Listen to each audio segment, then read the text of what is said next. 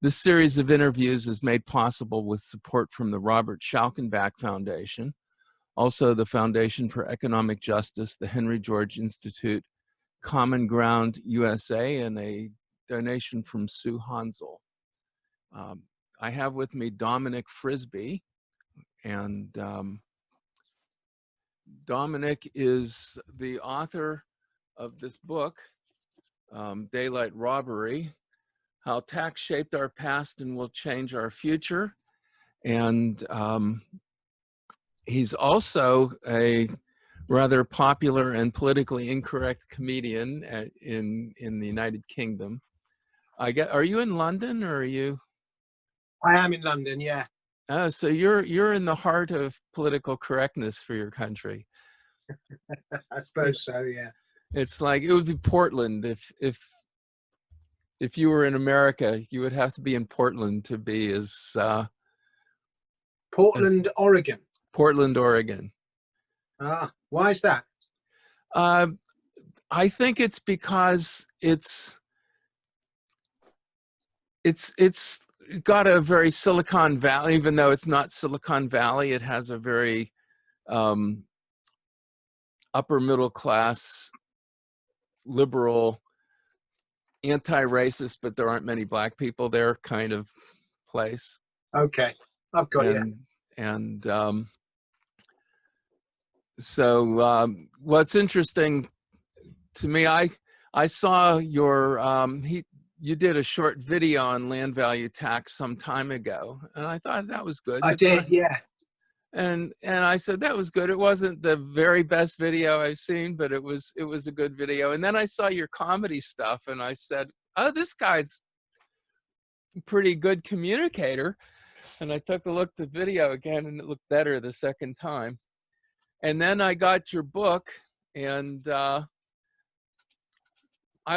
we were going to do the interview, so I got the book, and my first thought was, well, I've been doing this land value tax stuff for over 40 years. It's been my main obsession. So he probably got some things wrong in the book, and it's probably going to be stuff that I already know, but we'll see if he's good at communicating it to other people. And as I started reading the book, it was all, I didn't know that.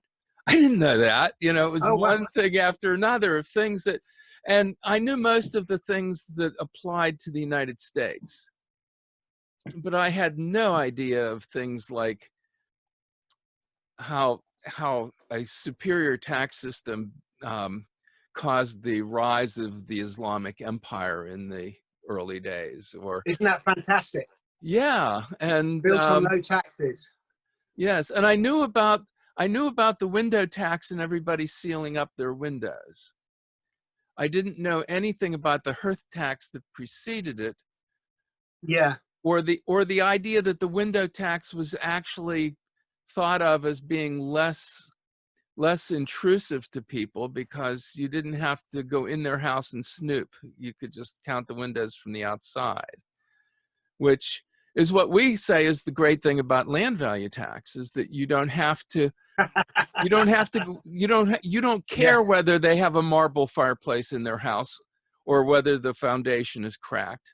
Although they will show you if the foundation is cracked. They will invite you in to say, my foundation is cracked, my house value is lower my taxes. But they won't show you their marble fireplace. So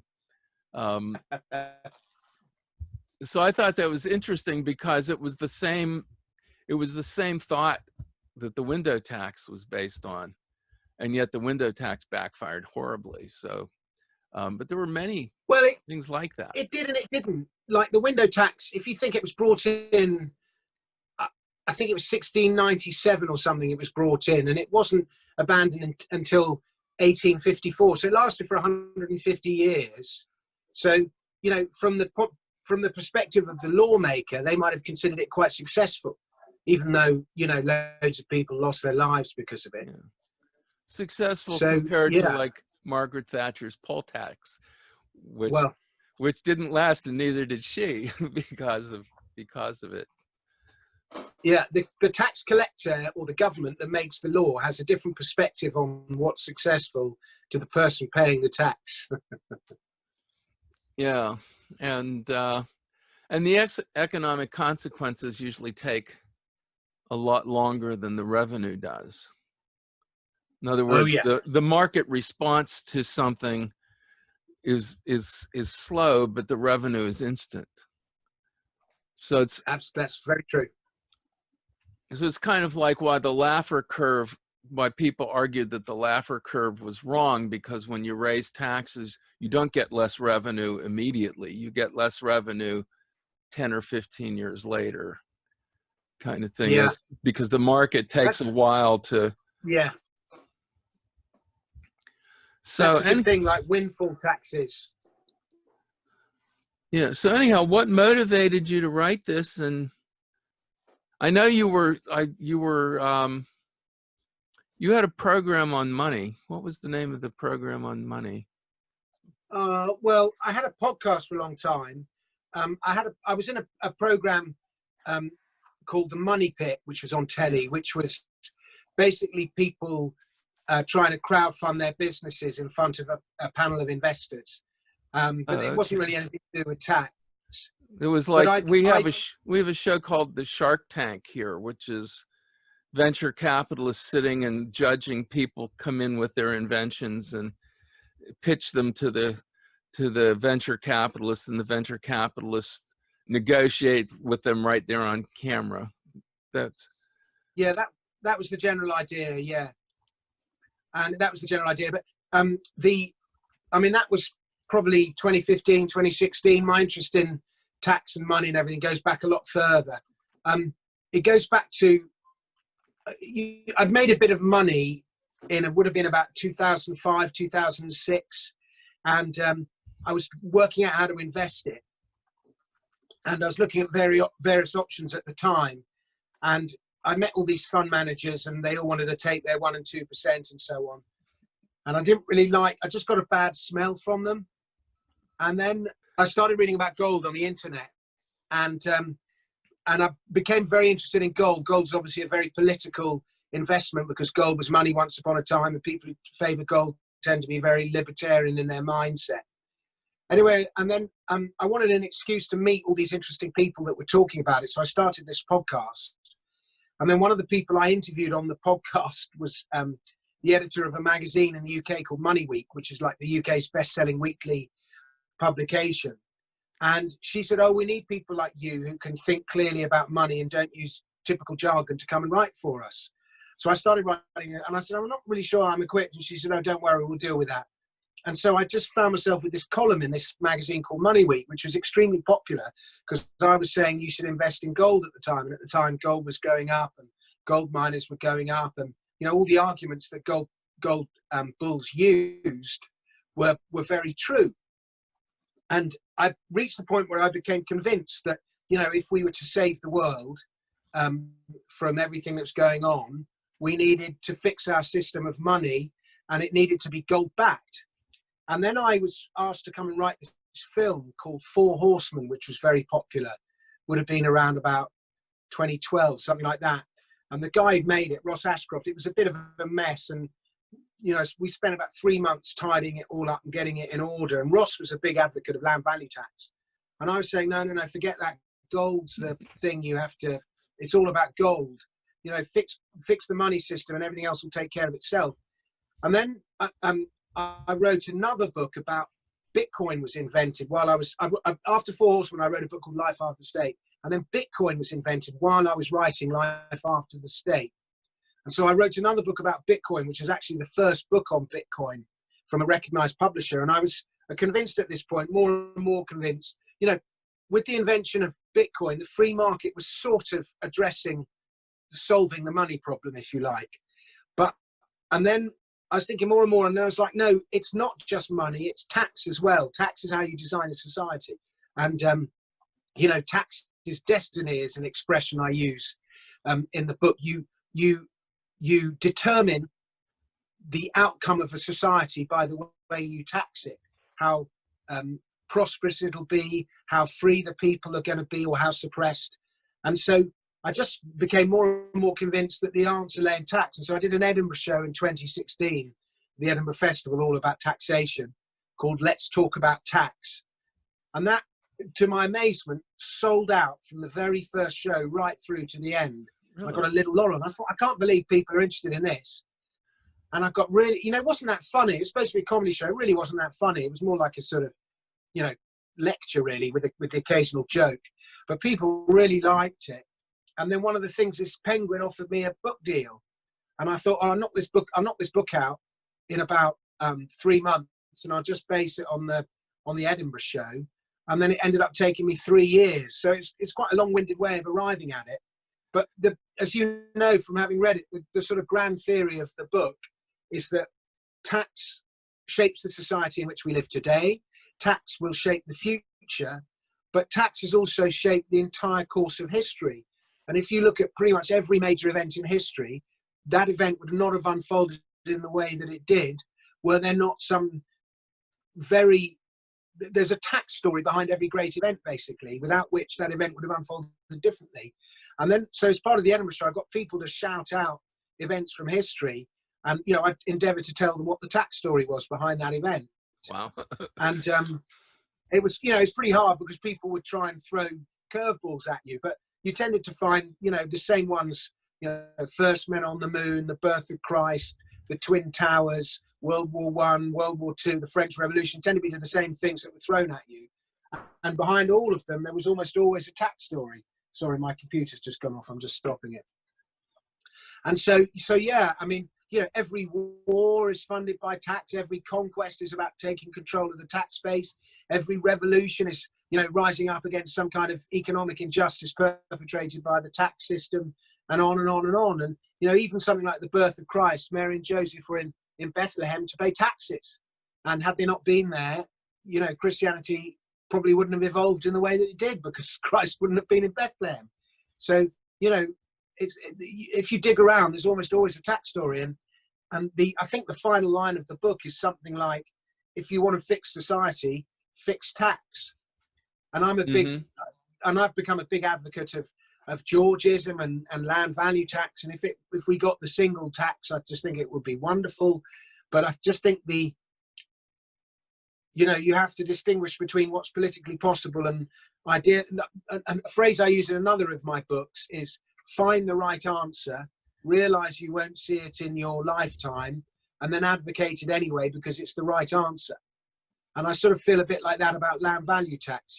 I can only ever see it coming in some bastardized form, which is sort of wrong, because it would be in addition to other taxes, when really it needs to replace other taxes. In my view, as somebody who's pretty libertarian, I believe we have too much government.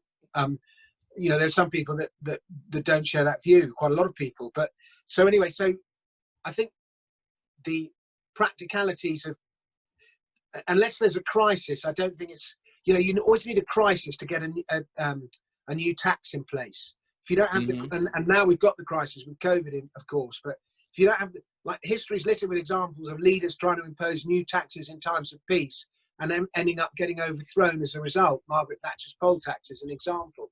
But it's always, new taxes come in times of crisis. So maybe with COVID and, all the money that's been spent on it, maybe we'll find some kind of land value tax through the back door, but I'm not holding my breath. The problem with land value tax is it's such a difficult tax to explain.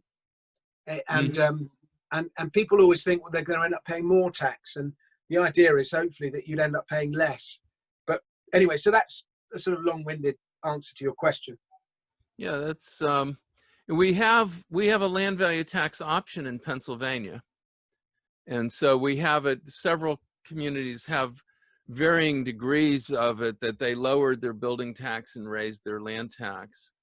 And you're right, it always came, it was always a local crisis, like steel mills shutting down in a mill town or something, that's when they were willing to do it. They were willing to try it. And even the big landowners who would pay more were willing to try it if it wasn't done too abruptly and it wasn't punitive to them. So a gradual shift. I mean, they saw their real estate value falling anyhow. And so, it was like, we're willing to accept a higher tax if it keeps our real estate values up, rather than a lower tax that's just driving the few remaining businesses away and causing our community to collapse. So it was definitely a crisis related thing, that the cities and towns that did it mostly did it because they were in trouble. And then some of them, when they were no longer in trouble, started sliding back away from it. We have one place that did it because Philadelphia, well, they did it because they were in trouble. There's this little tiny municipality, and when I mean say tiny, I mean it's a half a square mile. Yeah. And has, I think, 300 or 400 residents. It's called Milbourne, and it's right on the edge of Philadelphia. And they went to a land value tax, and at the very same time, Philadelphia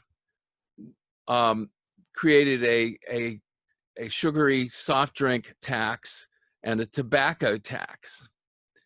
And so Milbourne not only grew, but they grew 3 tobacco shops and 2 wholesale beverage distributors, and everybody in West Philadelphia just drives a few miles. And 2 of those tobacco shops were in West Philadelphia. And they said, the heck with this, and they went across the creek into Milbourne, and saved all that tax and got a good deal on the rent too, because the Milbourne real estate people were eager to get their places filled so that it would pay their land value taxes. So I've always thought that it would grow locally, that local communities can compete.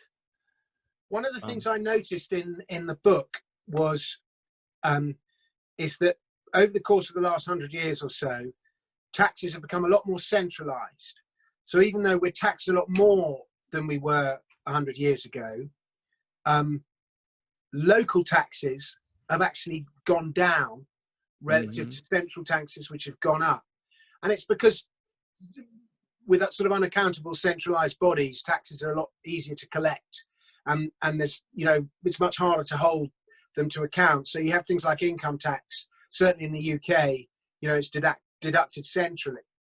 And so, but maybe it will creep in locally. But the problem with levying local taxes is people have already paid so many taxes centrally, they're unwilling to then go on and pay more locally. But I hear, there might be local instances like that.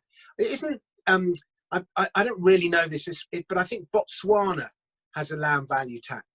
And the Botswanan economy has completely outperformed, the neighbours in, I don't even know what the neighbouring countries are, Namibia, South Africa, and it's demonstrably outperformed all the other economies in the area. And I wonder if there's lots of little arbitrage things going on across the border, a bit like what happened in Melbourne. I don't know.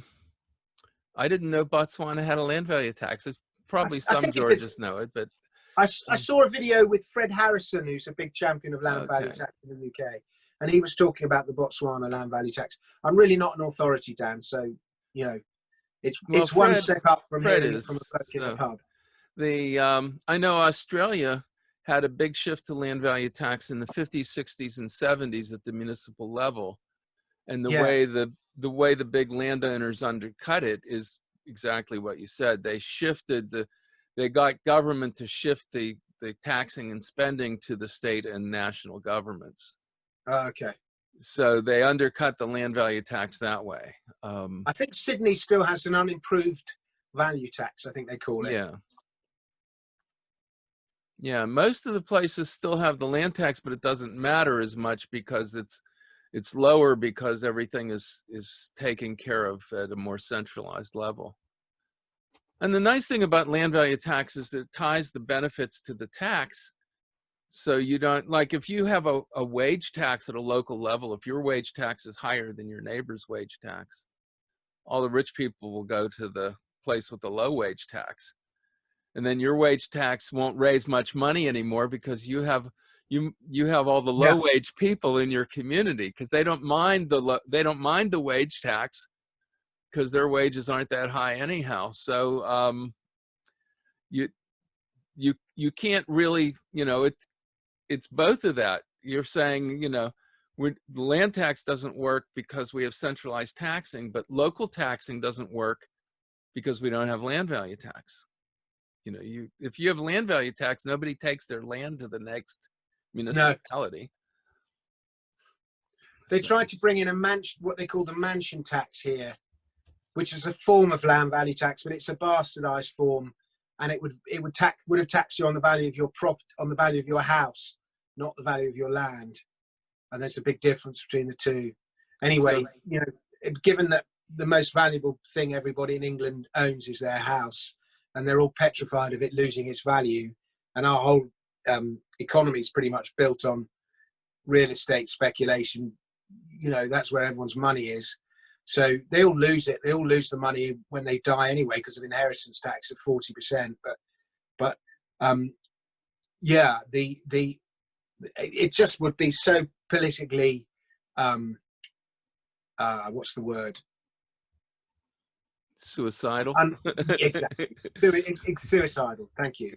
I was going to say unappealing, but suicidal is probably much more accurate.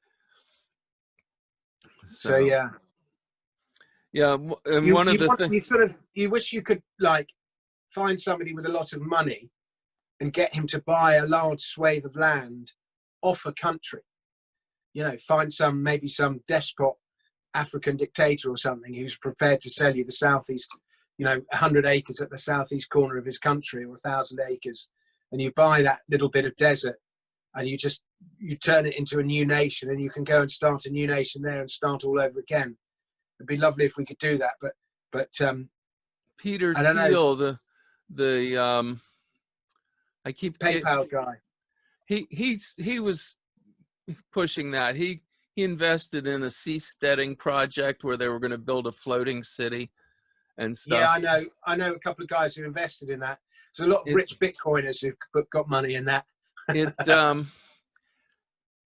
My immediate reaction was, the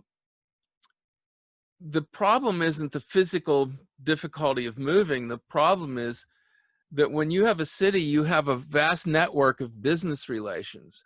So they said, if we're going to be located off the coast of Vietnam, and if they treat us badly, we'll float our city to somewhere else. And it's like, you're going to totally destroy all your supply relationships that you have. Yeah. You know, you're getting all your food from Vietnamese food merchants and stuff. It's the physical moving thing. The Gypsy strategy is not about the physical moving. You can locate on hard land, and if you don't like it, everybody can get up and migrate to some other place. The real cost is the network of relationships. Yeah. So, and then the other thing is, you can do it you don't need special exemptions or an independent country. You can do it. There's an old joke. There's several varieties of the joke, but they all involve one person running from a bear, and the other person was supposed to shoot him, but the other person sees the bear and drops his bow and arrow and also runs, or drops his gun and also runs, and they run past somebody else who sees them and shoots the bear. And the one guy says, "Are you crazy? You can't outrun a bear." And he said, "I didn't have to outrun the bear. I only had to outrun you." And I look at that, I think about this Georgia's land trust, and I think, well, you could be right in the middle of Pennsylvania or Ohio or California or whatever, and you don't have to be free of their insane tax systems. You just have to, if you collect the rent and then you rebate the taxes of the people in those states, then you'll attract the higher income earners, or you'll attract the more successful vendors if you rebate sales tax. And even if you can only rebate enough sales tax to take the sales tax in the state is 6% and your sales tax is 5% or 4%, even then you'll start attracting people, and you can create a shopping mall and call it the 4% mall or something. And that competitive advantage will just magnify itself. Yeah. So I think you can do it just about anywhere. Now you can maximize that. You can say, Walla Walla, Washington is right north of the Washington-Oregon line, Yeah. and it's flat. It's the only part of the Washington-Oregon border I could find that was flat. And Mhm. Washington has no income tax, and Oregon has no sales tax. So if you bought land on both sides of the Washington-Oregon line, you wouldn't have to rebate income or sales tax. You could start rebating federal taxes or something, because the Oregon side would be all the businesses and they would have no sales tax, and then the Washington side would be all the residents and they would have no income taxes. So yeah, Be so there nice. are ways to finesse that. Yeah, you need a lot of capital there. So anyhow, what I would get back to your book, because the book is what you need to sell and what I think Georges would be most interested in.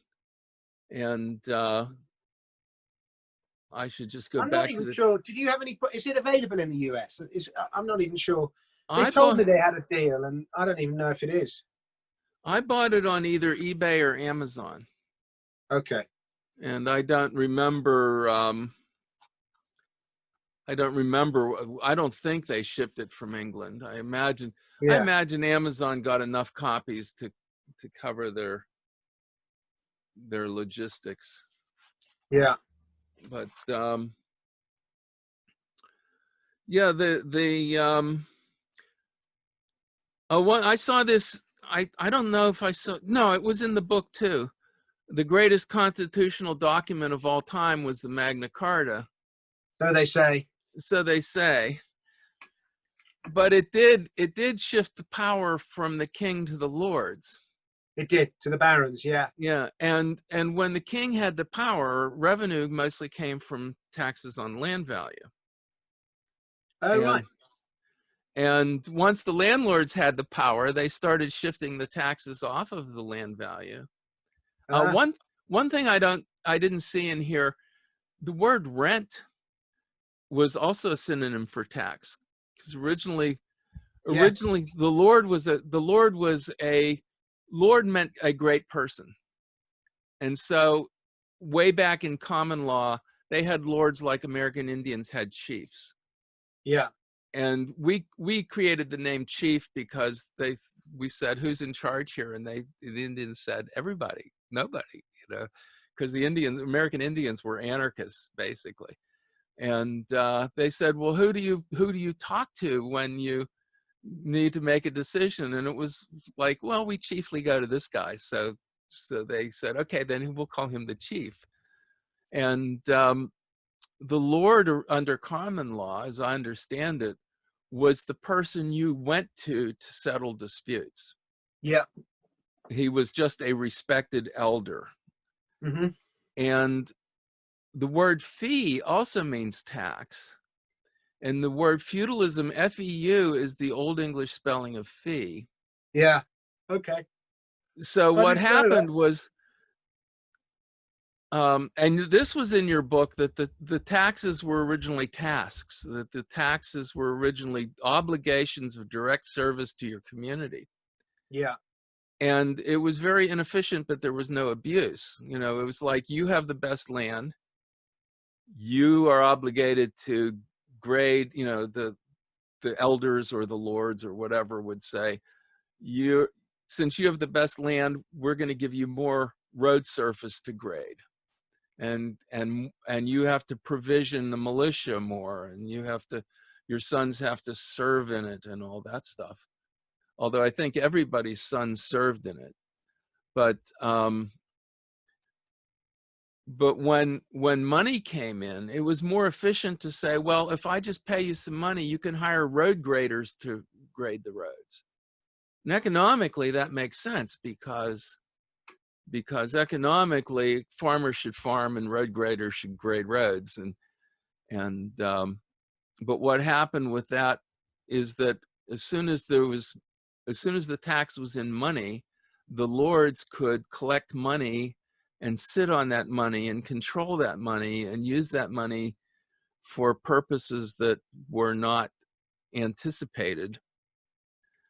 And there wasn't enough of it. The democratic process was sufficient prior to that, but when money came in, the democratic process was not sufficient, and the lords became stronger and stronger. And then when the Magna Carta came in, the first Enclosure Act was 20 years later, but it was actually to slow them down, because as soon as the Magna Carta came in, they started enclosing land and pushing the peasants off of it. Mm-hmm. So yeah, the enclosures came with the sheep trade as well, I think. yeah, but the first Enclosure Act was part of the Statute of Merton, and it was 20 years after the Magna Carta. But it was not a big, I mean, the big enclosures came later. Yeah. It really got out of hand, I guess, in the 1500s or so. But let me look here. I got a question. Ed Dodson, he's retired from Fannie Mae, and he is a he says, as the saying goes, the perfect is the enemy of the good. So do you agree that a progressive income tax is a backdoor way to collect rents which are unearned to individuals? Is that for me, that question? Sure. Or? You first. I mean, I have a thought on it as well, but well, I mean, that's a pretty deep question. I'm not sure despite having written a book about it. I mean, I argue in the book for lower, flatter taxes. I think I've got a chapter where I design utopia. And at the moment, government revenue worldwide is roughly 50% come from taxes on income. And, you know, the problem with income tax is it's a tax on productivity. yeah. And, you know, it's almost like the harder you work and the better you are at working, the more you're penalized. And, you know, while you've got one dynamic where, you know, if you start out with nothing in life, the only thing you've got is your labor. And you want to create a society where somebody works hard, they can get on and make their life a lot better. And the problem is with heavy income tax, you know, you're constantly taking money away from that person. Meanwhile, the assets that he wants to buy go untaxed. If anything, they increase in value because of inflation, debasement of currency and so on. And meanwhile, the worker's suffering because the money he's paid in, you know, loses its purchasing power every time. So you've just created this very unequal society, which is so geared around income tax. And so when I'm designing utopia, I call for a much more level playing field between the taxing of land, you know, the big main asset there is, and the taxing of income. So I argue that, and I think you know, the historical level is 10%, the tithe, and the tithe was, you know, 10% of your produce or 10% of your labor and, you know, they said it's the tithe because we have 10 fingers. I'm not sure if that's true or not, but it's quite a nice story if it's true. But, you know, that's the historical level. And, you know, income tax today in the UK is 45%, not 10% for higher earners. And so I argue for something like 15 to 20% flat rate tax above a certain level, you know, say above $15,000 or $20,000 or something, flat rate of tax, 15 or 50, you know, if you offer me 20%, I'd take that, but I argue for 15. And then, you know, so I'm not saying there should be no income tax, because I think there's, you know, there's something natural about giving 10% of what you make, but, or 15 or whatever, but I just think 45 is too high. And it's, you know, it's a combination of heavy income tax and inflation that has created this huge imbalance between asset owners and the asset light, and between old and young. Yeah, I always say, look at what the income tax does to the decision making of a rich person. So I have a bunch of land, and I have some money, and I can buy even more land, or I can take this money and I can develop my land and put a factory on it and produce wealth. And you know, if I produce wealth, I generate taxable income. Yeah.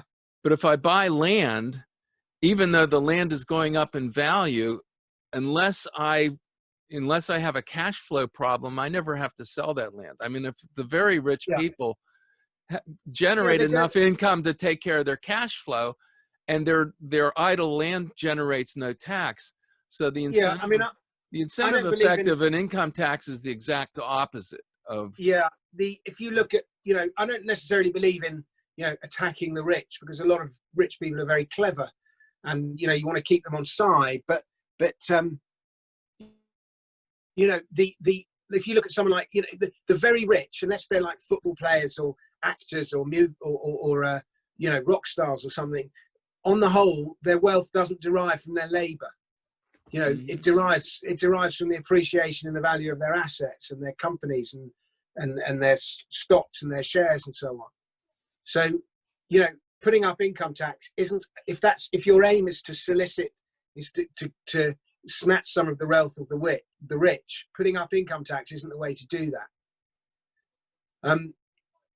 So that's my comment on that. And there's quite an interesting book by an economist called Sam Wilkin. It was went without trace, the book, called Secrets of the 1%.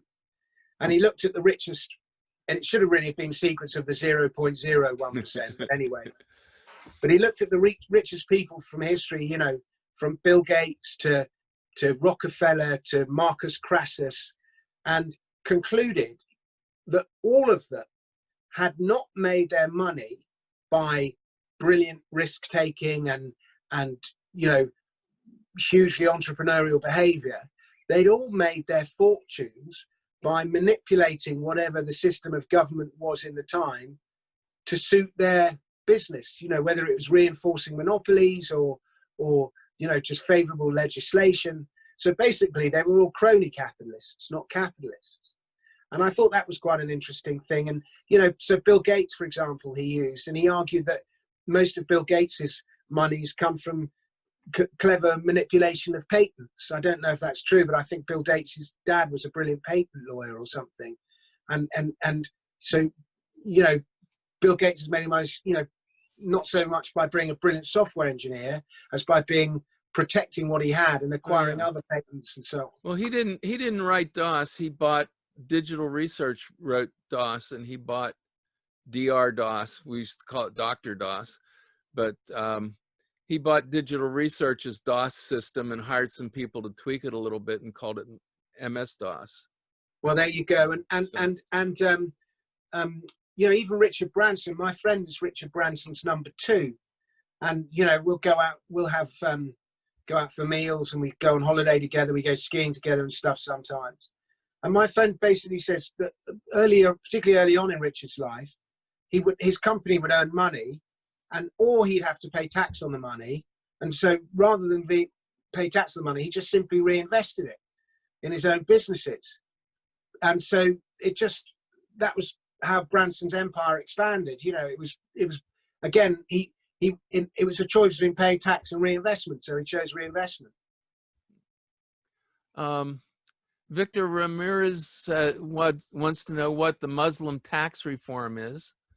I can only tell you as the guy who read about it, but you can tell him as the guy who wrote it.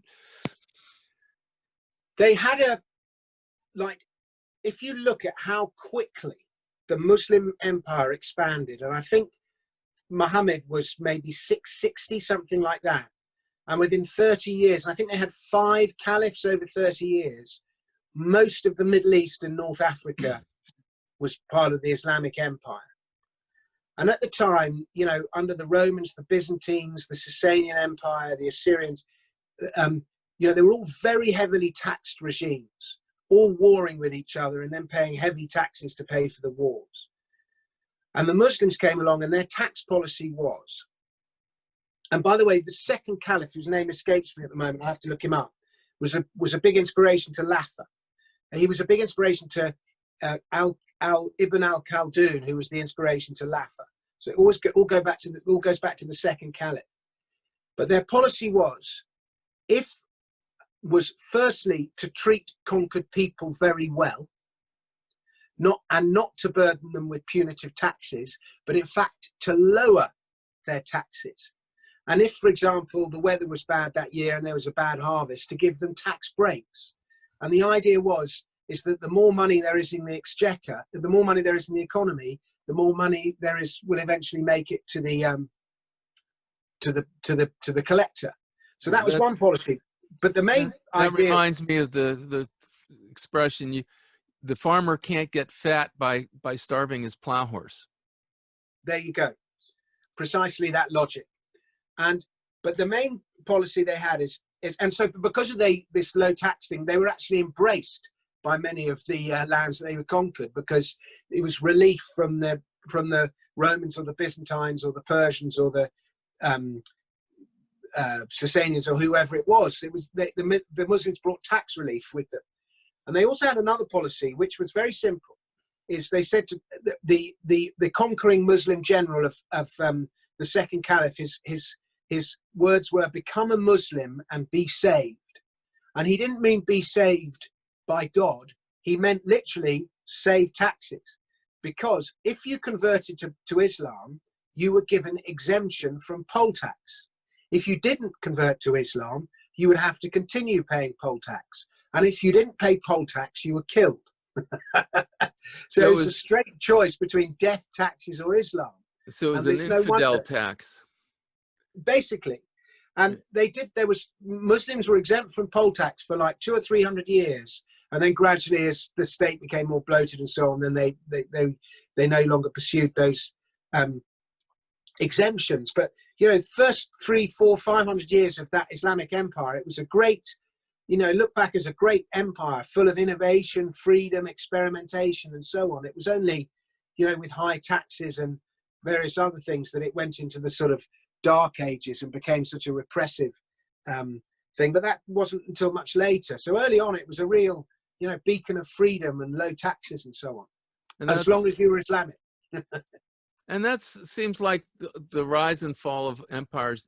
Henry George's chapter, "The Law of Human Progress," was basically that on the periphery of every empire, a new empire that has more freedom and justice and equality arises and develops and becomes strong, and then becomes unjust itself and rigid and collapses of its own weight. And let me ask you a question, Dan. Yeah, I'm quite interested to get just another pair of eyes on this, but it's something I think about. When we did Four Horsemen, we did a whole sort of 20-minute chunk about the decline of empires and all these things that you see at the end of an empire, and some of the things that you see are the debasement of money. So you had, coin chipping in Rome.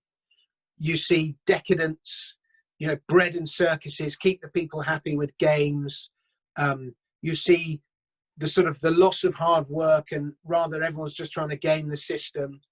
You see less individual responsibility, a more bloated state, more crony capitalism, more rent seekers, all these things. Now you could look at, Britain or America or the West today and say, we've got all these things like mad. Apparently another thing you see at the end of empires is chefs. You get lots of celebrity chefs. Somebody told me. You see the rise of the celebrity chef. I don't know if that's true or not. But anyway, and you could easily say, America is like Rome was in 400 AD or something. And yet, Rome probably reached its peak around about Augustus. The end of the Republic, the beginning of the empire was probably, the peak of Rome. But it was still like, even 500 years later, it was still the main empire in the world. It might not have been as great as the Republic, but it was still the main. So, how long, if we are in this sort of end of empire syndrome, and in many ways you could say that Britain was Rome and America is Byzantium, the outpost of Britain. Do you know what I mean? You could make that parallel, but like, China's amazingly, obviously we've got the rise of China, but it's not like a beacon of freedom. It's very authoritarian. So, yeah. Where are we in the cycle of empires, I suppose, is my question. Yeah, I don't know. China's interesting because they are communist at the top and capitalist at the bottom. Yeah. And there's a saying in China, the mountains are high and the emperor is far away, which means basically, and this saying is much older than communism. This saying is apparently like thousands of years old, which was we tell the Central Powers whatever they want to hear, and then we do whatever we want to do. And that seems to be the secret of China's success. That, and then that we had sandbagged them after the communists took over, and we opened it up. Nixon opened up trade with China, and they learned a lot from Hong Kong, which is also in your book, by the way. It is, yeah. And The very whole interesting. South Korea probably learned the most from Hong Kong, but they all did. Yeah, and very interesting story on how Hong Kong, that it wasn't just dumb luck that happened to Hong Kong. No. So there's a good story there. Victor also asked, what is your favorite tax story? That might be it. That's Who a knows? good one. Give me 10 seconds and I'll come up with one. What's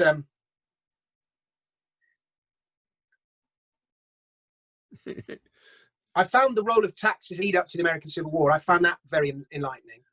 But I don't think it's my favorite one. That's probably the most taboo one in the United States. Yeah, I'd say the history books started changing around 1960, because the old history books talk about the tariffs and talk about other causes of the Civil War, and also talk about slavery as kind of Lincoln's election as kind of being the last straw, that slavery was like the precipitous issue, but it wasn't. The underlying tensions were already there. And the new history books, since 1960, it gradually shifted to slavery being the main issue, and eventually to slavery being the only issue, which is, Thomas Jefferson wrote to George Washington and said, if you don't accept a second term, I think the country will tear apart, because all the lenders of money are in the North, and all the owers of money are in the South. So, and that had to do more with banking monopoly than taxes. But as soon as the Constitution replaced the Articles of Confederation, the North, they were giving bounties to fishermen. So, and the fishermen were all in New England. So they were collecting tariffs from the South, and they were using most of them. It's like 75% of the tariffs were collected on goods purchased in the South. And to make it worse, like 60% of the expenditures were in the North, and they were often in forms of bounties to fishermen. The tariffs were lower if you came in an American-built, American-owned boat.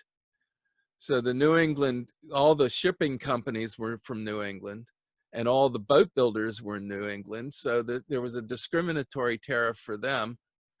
And then they started just building canals and railroads to connect the West, so that they could buy out, as the Western states came on board, their natural affinities were with the South, because they were farmers, and the Northeast were industrialists. So they started doing things for the Westerners as well.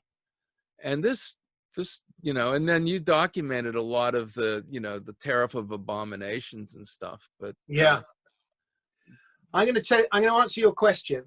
My two favorite tax stories is the first bigger one is the story of the Peasants' Revolt, and I'm not going to tell that here because it's such a huge story. But it was just this idea of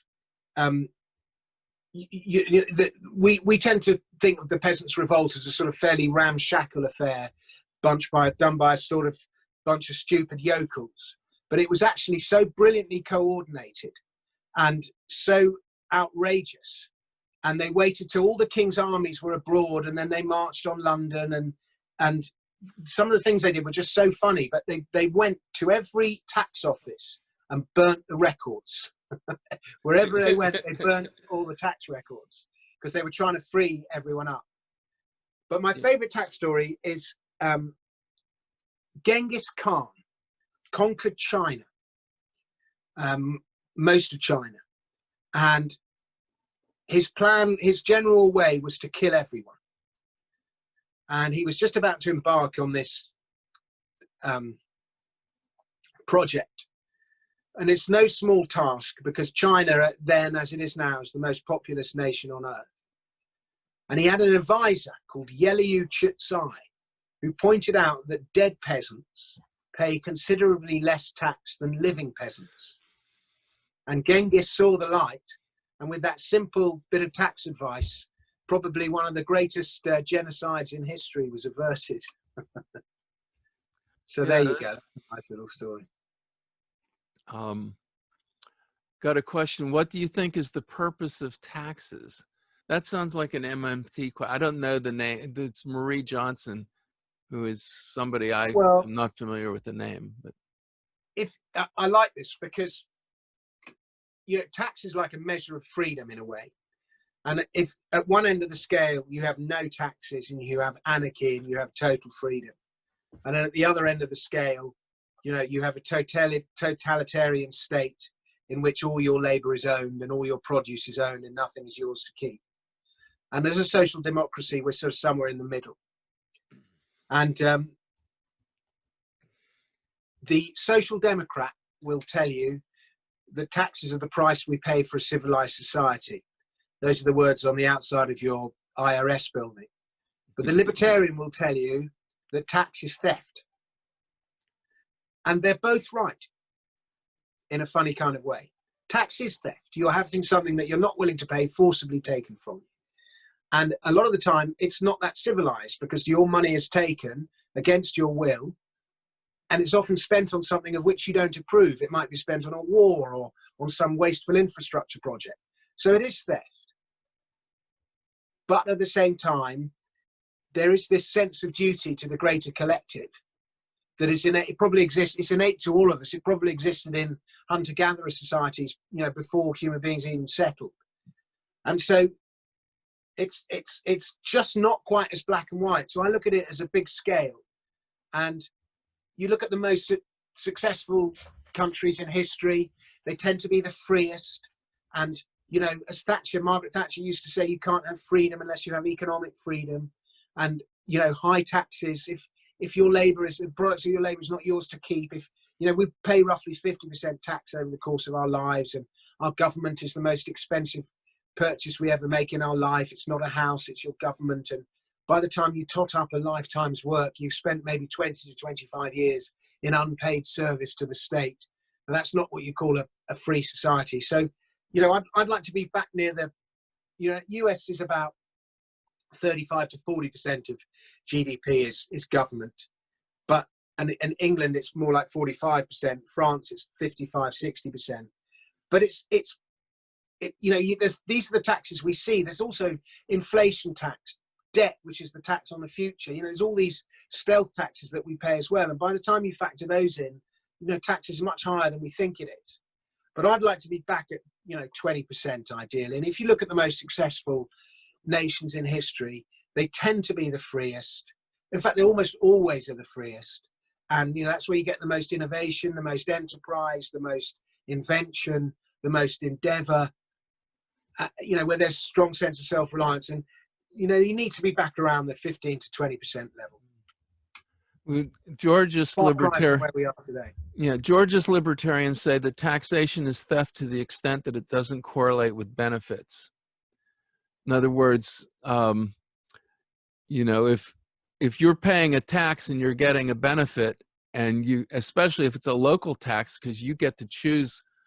When you choose a locality, you're choosing a tax package and a benefit package together. Yeah. Like when you join a country club, you can.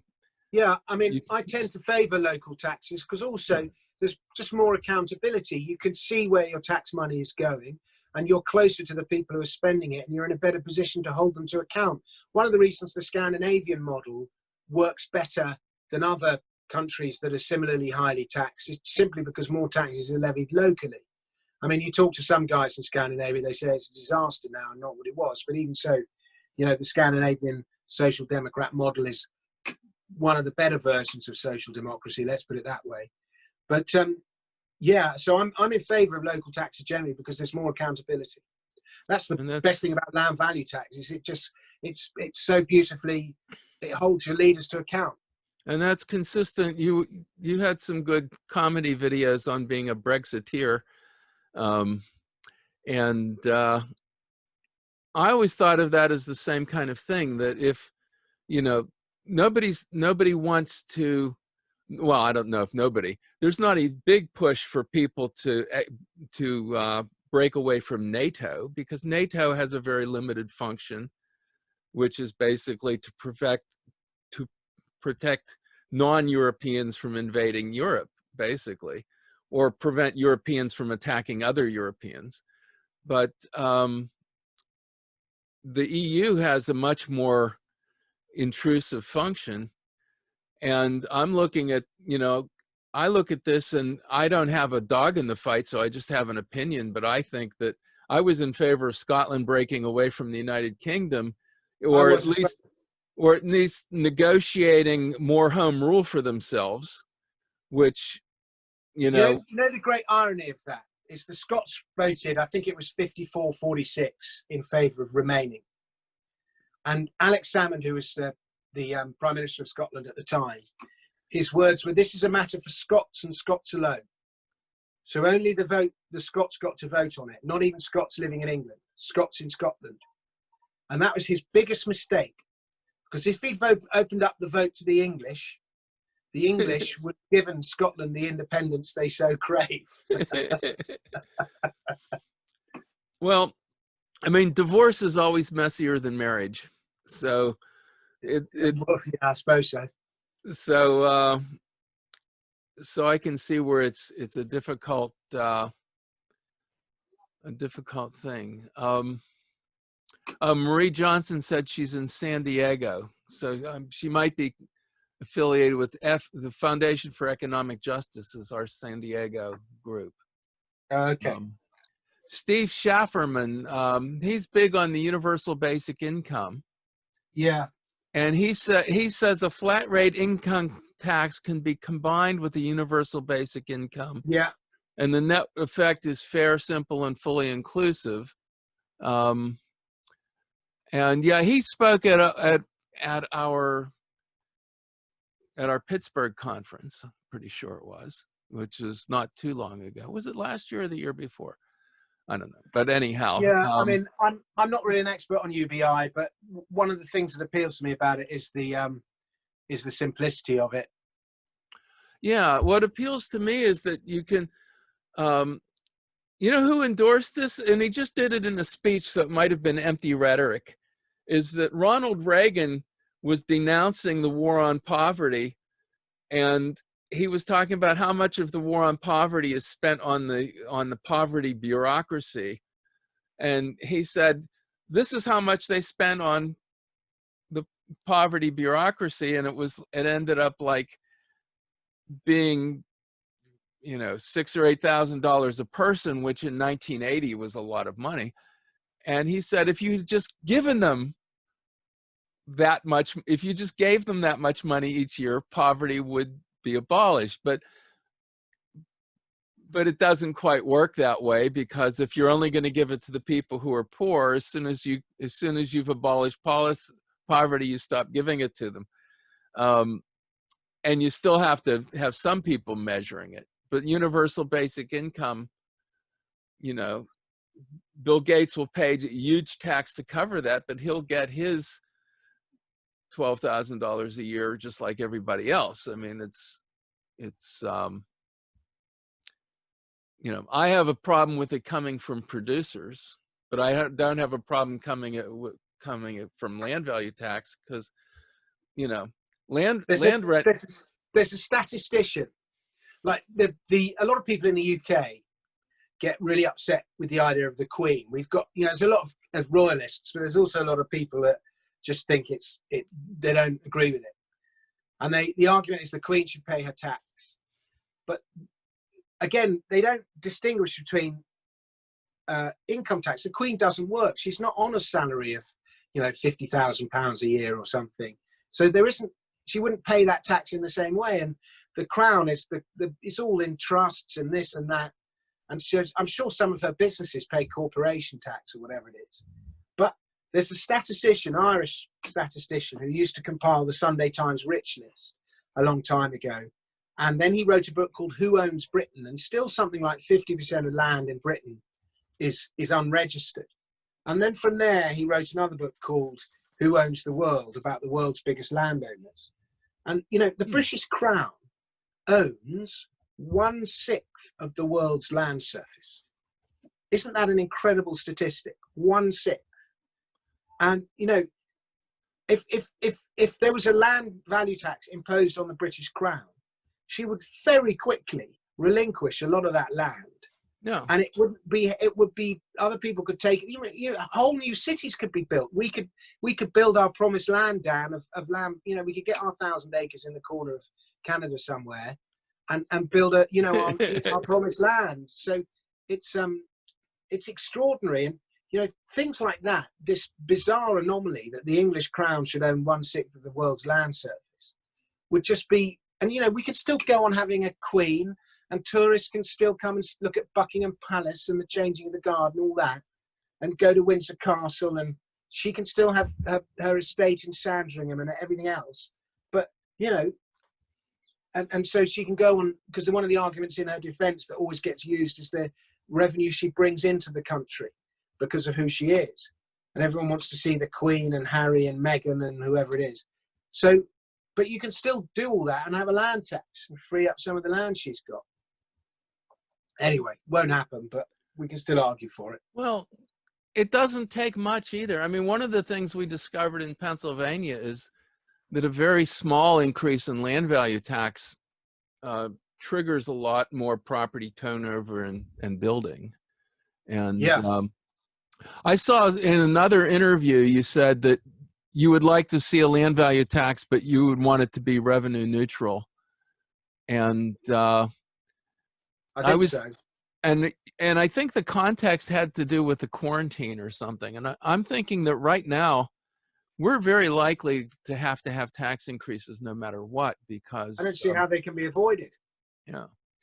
The one thing we don't want is tax increases. We need reductions so that the economy can get kick-started. Yeah, well, it almost has to be a land value tax. If you don't want to tax productivity, you're kind of stuck. But they're pumping all this new stimulus money into the system, and that works when, you know, bank credit functions the same as money. And so in 2008, we pumped a bunch of money in because the bank credit had dried up. And so it wasn't really an increase in spending power. It was just a recovery from a decrease in spending power. And so the conventional wisdom is that you can always stimulate the economy by pumping in more money. But this recession is not a monetary recession. This recession is a forced quarantine recession. Yeah, and this time around, the bailout money is going to go into the real economy. They've been paying people do you have the furlough scheme in America where people are being paid not to work? Well, we've supplemented unemployment compensation, so that's very similar. Okay, so we've got a furlough scheme here where companies that have been forced to stop working, their employees still get 80% of their pay. So they're getting 80% pay for at zero economic output. And so that's just one example. The bailout money is going into the real economy in a way that it wasn't in 2008. It went into financial assets and house prices and things like that, whereas this time round it's going into the real economy. But one of the things that doesn't stop when there's a forced shutdown like this is the payment of tribute. So the rent, the interest, and the taxes, you know, the bank is still collecting rent on money it created out of thin air. The landlord is still collecting rent not only on his improvements, which is legitimate, but he's collecting rent on, you know, the same building in London is rents for a lot more than the same building in some small mining town in Wales or something. Yeah. And he's still collecting that, and the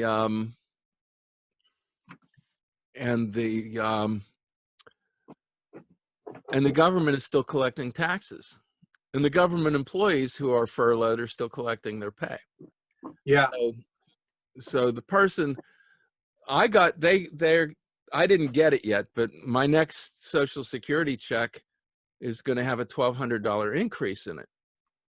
And I'm like, I'm on a fixed income. Normally that's what people complain. You can't do that to me. I'm on a fixed income. But right now being on a fixed income is pretty good. There's a lot of people wish somebody would fix their income. And it's like, why do I get $1,200? My business hasn't been destroyed. You know, I haven't put my life savings into something to see it shut down arbitrarily. And instead of giving me money and calling it stimulus, why didn't they give that restaurant owner money and call it damages? Yeah. And yeah, they should really. So anyhow, concerning COVID, did you say people are being paid for not being productive? Well, they've been forced. They effectively, but I mean, they're not allowed to work, or they weren't. We're just going back to work now, but they weren't allowed to work, and they were at 80%, and so they're paid. Basically, my son, for example, was furloughed from his job, and he came home and he just sat on his arse for 2 months on 80% of his salary. Excuse my language. So yeah, effectively, he was being paid not to work, and a lot of people, you know, will just go, actually, you know what, I quite like that. I quite like being 80% of salary and not having to work. They'll moonlight a little bit to make up the other 20%. It's quite a good life they've had. So anyhow, I see there's things in chat. I'm wondering if people are posting to chat instead of into the questions.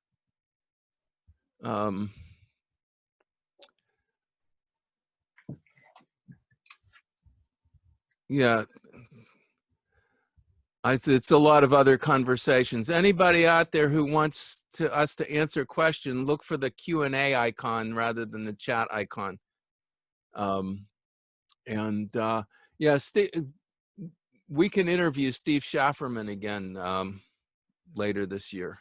He was the guy that was talking about basic income.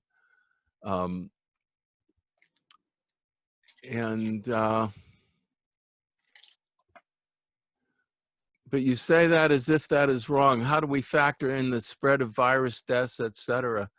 I think that's... Oh, I'm not saying it's right or wrong. I'm making no judgment. My point is it's inflationary. Yeah. And the question is, how much of a compensation was enough too? That's, I mean, I'm not making a moral call, because part of me just thinks the whole thing has been exaggerated and handled badly, and part of me thinks they had to do it. So I'm really quite ambivalent about that.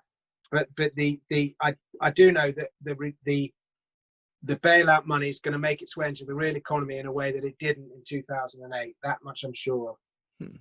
Fred Foldvary, he's a libertarian Georgist, Austrian economist Georgist. He's the best kind. Does Dominic know about the Tsingtao German colony, 1898 to 1914? No is the answer, but sounds like I should. Alan Ridley said, I thought this was going to be a comedy show. Can you ask Mr. Frisby to fly into some of his comedy routines?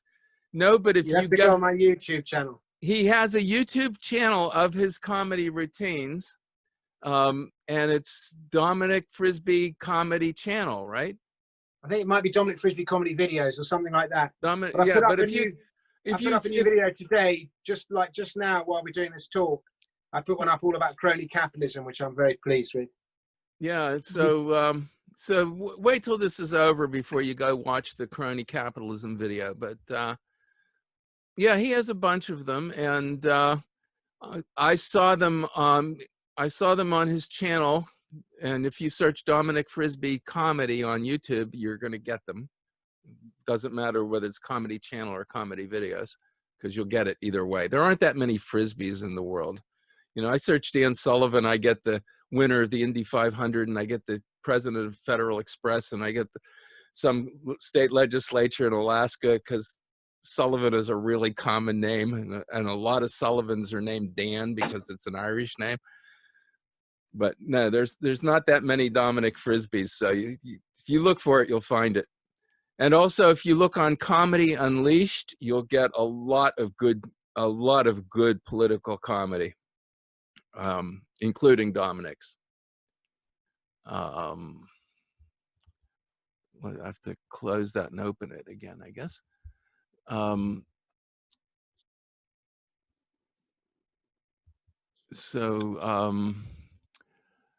How will we prevent a long period of austerity after COVID is gone, but we are left with an enormous bill? I don't know. It's the answer. Yeah, I don't know. It's one thing that I've noticed is that people think. I've seen your comment, Fred, about Jingdao. I'll read about it. The single tax on land, the purest historical case. And would I consider the Trump regime the triumph of crony capitalism? Probably. I don't really know, but I don't know. I think it's a triumph of. Well, I think we had crony capitalism long before Trump. I think Trump is a reaction to crony capitalism. I think. I tell people that Trump is like Ipecac. Normally, the last thing you would want is Ipecac because it makes you want to vomit. But if you've been swallowing poison, Ipecac might be what you need, and it's going to be a very unpleasant ride. But if you, he just makes me laugh. But if the Democrats keep doubling down on the poison, you're going to get 4 more years of Ipecac. That's the. Yeah, I mean, I don't know where all these riots are going to end up, but yeah. The technocrats of the front half of the 20th century came up with a 20-hour work week. The front half of the 20th? At least one major economist predicted by now we'd have a 4-hour work week. Oh, yeah, that was Keynes. That was Keynes? Yeah. Or no, I might not have said a 4-hour week, but he predicted that we'd be working, I think, a third as much as we are or something. He thought we'd all be working less because of improved productivity, and he was right about improved productivity, but what he didn't factor in, the cost of everything's dramatically fallen and the standard's gone up. But what Keynes didn't factor in, ironic given that it was Keynes, was the enormous rise in the cost of the state. And the enormous rise of rents, too. Yeah. What was it? Thoreau said that the natural state of man was to work one day and rest the other 6. So that was, but he was living for free on Emerson's land, So I think he was advocating this kind of rugged individualism, but he was advocating it on property where he was living for free. So, and he didn't seem to, I never saw him address that. Mm-hmm.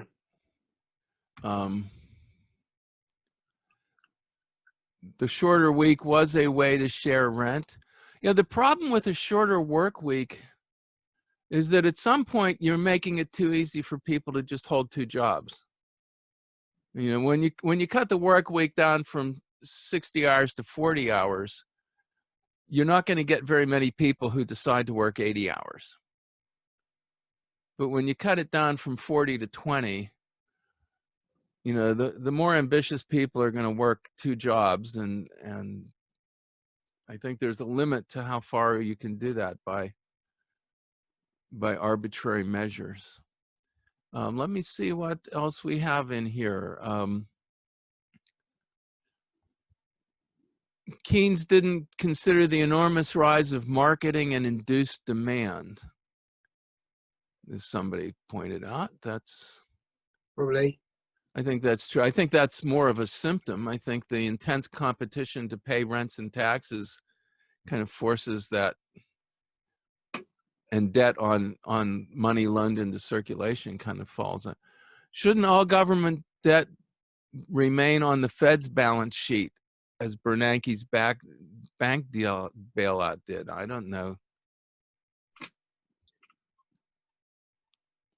what that quite what that ties on to. So you get all these things too. You can see the Q&A. Yeah, I can see them at the top there. Oh, okay. And now. So I'm just canning some as we go along. Well, I think that's basically it, unless you have things that you kind of wanted to say or wanted to ask. Or No, I mean, I enjoyed following you on Facebook, Dan, and it's a pleasure to meet you and talk to me. And thanks for having him on. Thanks for having me on. And you know, it's been fun. I'm glad you enjoyed the book, and I mean, Christ, I put a lot of enough work into it. I think it's the best thing I've ever written. I'm really quite proud of it. But I haven't finished it yet. I found it's a very dense book, not in the negative sense, but it's the kind of book that overloads you with information. So it's smart to buy the book and read a chapter and then kind of let that sink in. It reminds me of another book I read called Strategy. It was by Sir Basil Liddell Hart.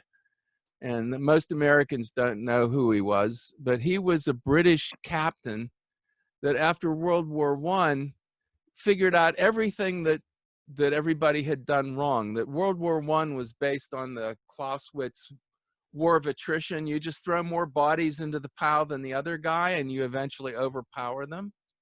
And Basil Liddell Hart wrote these treatises, and this book came out after World War II. The problem was that the Germans followed his strategy and the English didn't as much. But what he did was he went through the entire history of great battles, and he showed that every great strategic victory was achieved by attacking where the enemy wasn't paying attention, or instead of treating the mountains like a barrier, he said, so often people would, instead of attacking it the easy way, would go around the long way. And he listed battle after battle after battle from ancient history right up through World War II.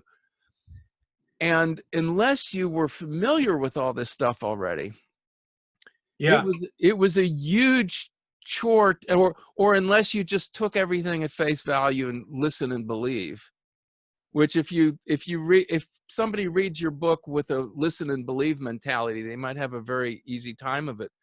But the book is really designed for people who will think about it.